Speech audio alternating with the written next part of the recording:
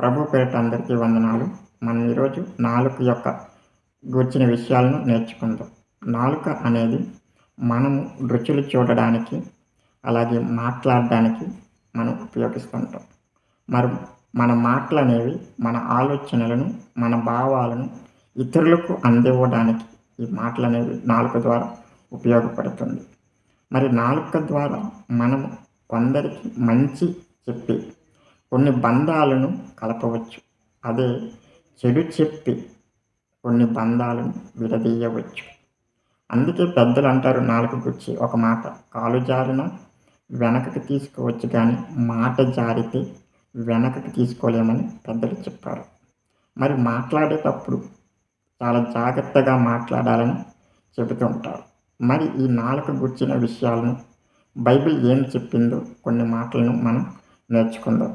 సామెతల గ్రంథం 18వ అధ్యాయం 21వ వచనం, జీవ మరణములు నాలుక వశం, దాని యందు ప్రీతి పడువారు దాని ఫలమును తిందురు. అంటే నాలుక అనేది జీవాన్ని ఇస్తుంది, అంటే మంచి మాటలు. మరణం అంటే చెడు మాటలకు కారణమవుతుంది. అంటే దానిని ఫలాలను అనుభవించేవారు, అది మంచైనను చెడైనను దాని ఫలాలను అనుభవించేవారుగా మనం ఉంటాం. అలాగే ఒక యాకోబు పత్రిక 3వ అధ్యాయం 6, 8, 10 వచనాలను మనం చూడగలిగితే అర్థమవుతుంది. ఏమని చెప్పింది అక్కడ? నాలుక అగ్నియే, నాలుక మన అవయవములలో ఉంచబడిన పాప ప్రపంచమే, సర్వ శరీరమునకు మాలిన్యము కలుగజేయును, ప్రకృతి చక్రమునకు చిచ్చు పెట్టును, అది నరకము చేత చిచ్చు పెట్టబడును. అంటే నాలుక అనేది అగ్ని అంటున్నాడు. చాలామంది ఈ మాట్లాడేటప్పుడు ఎదుటివారికి గాయపరిచి మెత్తటి హృదయాన్ని మరి కృంగదీసే విధంగా మనుషులు మాట్లాడుతుంటారు. అంటే చొర కత్తుల వలె మాటలు మాట్లాడి మనిషిని కృంగదీసి మనిషిని మరి బాధపడేలా వారు మాట్లాడుతుంటారు. అందుకే దేవుడు అంటున్నాడు నాలుక అగ్నియే, అంటే కాల్చివేస్తుంది మాట.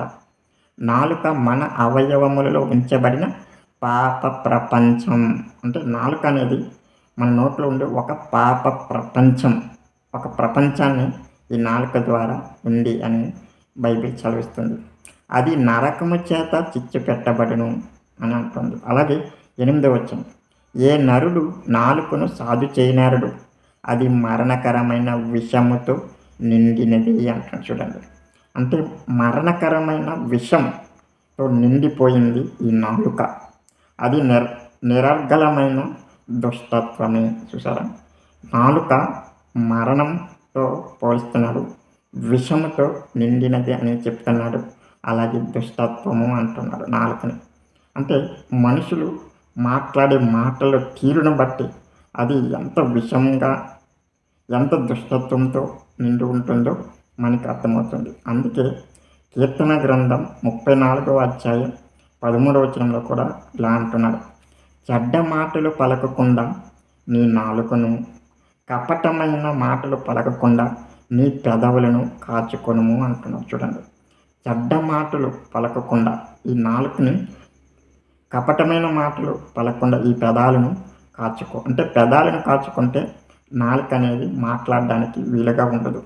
అంటే చెడ్డ మాటల వల్ల ఎందరికో అపాయాన్ని తెచ్చిపెడుతుంది, ఎంతోమందిని మరి చనిపోయేలా చేస్తుంది, మానసిక వేదనకు కృంగిపోయేలా ఈ మాటలు, నాలుక ద్వారా మాట్లాడే మాటలు ఉంటున్నాయి. కాబట్టి మాట్లాడేటప్పుడు చాలా జాగ్రత్తగా ఉండాలి. ఎందుకంటే ఇది పాప ప్రపంచం, దుష్టత్వంతో నిండి ఉంది, విషంతో నిండి ఉంది ఈ నాలుక. కాబట్టి మాట్లాడేటప్పుడు జాగ్రత్తగా మనిషిని బ్రతికినిచ్చే విధంగా మాట్లాడాలి, ప్రోత్సహించే విధంగా మాట్లాడాలి. చనిపోయిన వారిని సైతం మరి లేచే విధంగా మన మాటలు తీయగా ఉండాలి తప్ప మనిషిని చంపేసే విధంగా ఉండకూడదు. కాబట్టి ఈ విషయాలను జ్ఞాపకం చేసుకోవాల్సిందిగా కోర్చు ఈ చిన్న మాటలను ముగిస్తున్నాను. Thank you.